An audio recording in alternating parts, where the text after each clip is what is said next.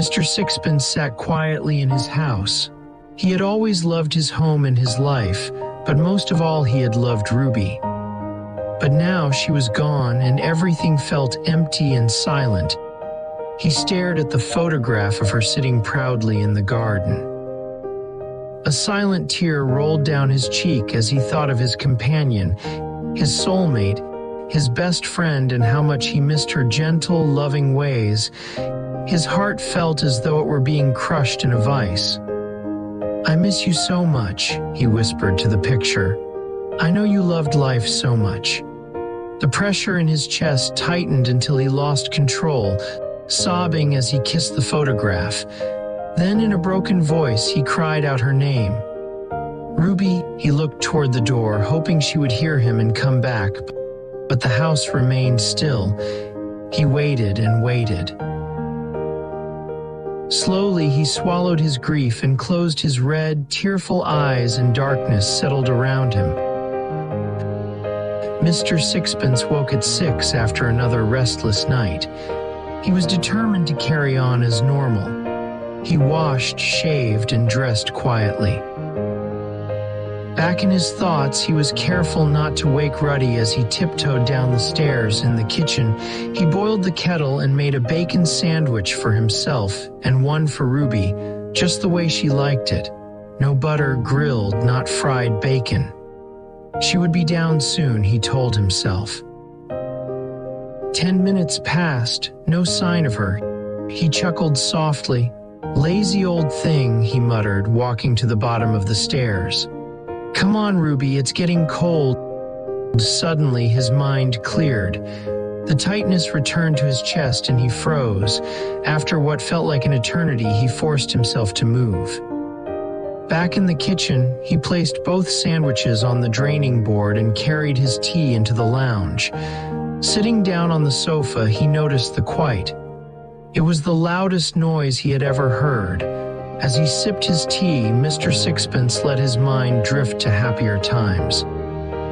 Sunlight streamed through the window, catching the surface of his drink as he remembered the first day he met her. It was early summer. She was young, full of life. There had been something almost magical about that moment, as though they had both known they were meant for each other. From that day on, they were inseparable, never leaving each other's side. She had always been so full of joy, so alive. He loved the way she greeted him, the excitement she brought to even the simplest days, especially when they went out together. There had been trust between them, an unspoken understanding, but there was one thing he had always wished for her to have been able to speak. In all their years together, she had never said a single word. If only she had, he murmured softly, she might still be alive today. Ivy lived next door at number 54 with her husband, Frank. She had known Ruby since the day Mr. Sixpence brought her home and had quickly grown fond of her. Over time, Ivy, Ruby, and Mr. Sixpence became good friends, and Ivy would often stop by to see Ruby, learning how to communicate with her. Frank, however, felt differently distant. "She's a nosy thing," he would grumble, "always sticking her nose where it doesn't belong." "Oh, don't be like that," Ivy would reply. "She's never done anything to you." "I don't know what you see in her," Frank muttered. "And I don't want her in this house, and I won't have to worry about that soon," raising his voice. "Oh, Frank," Ivy sighed, "you don't know what you're talking about. I don't know why you dislike her so much." "Well," Frank snapped, "I don't like him either, but goodness knows what he sees in her." Ivy fell quiet as she continued ironing. Frank sat reading the newspaper until Ivy finally broke the silence. "Mind you," she said, "I haven't seen her for a couple of days. I hope she's all right. If he's got any sense, he'll get rid of her now," Frank muttered under his breath. "Frank," Ivy snapped, "don't be so wicked." "Well," Frank shrugged, turning the page of his tabloid. Ivy finished the ironing, set the clothes aside, and left Frank in the front room. She went to the hall cupboard, grabbed her coat, and headed for the door. Frank glanced up. "And where the bloody hell are you going?" "I'm just popping next door to see Ruby," she replied. "You think more of her than me," he grumbled. "Oh, shut up," Ivy called back, pulling the door closed behind her. 5 minutes later, Ivy returned. "Bloody hell, that was quick," Frank said. "What happened?" Ivy didn't answer. She closed the door slowly and stood frozen in the hallway. Her face had turned pale, her eyes distant, empty like glass. "Ivy," Frank called, rising from his chair. He walked toward her cautiously. She stood with her back against the door, staring straight ahead as though lost in a nightmare. "Ivy," he said again, more gently. She looked at him, her eyes filling with tears.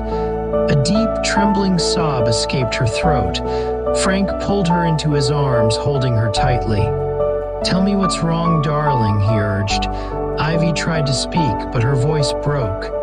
She struggled to steady herself before finally forcing the words out.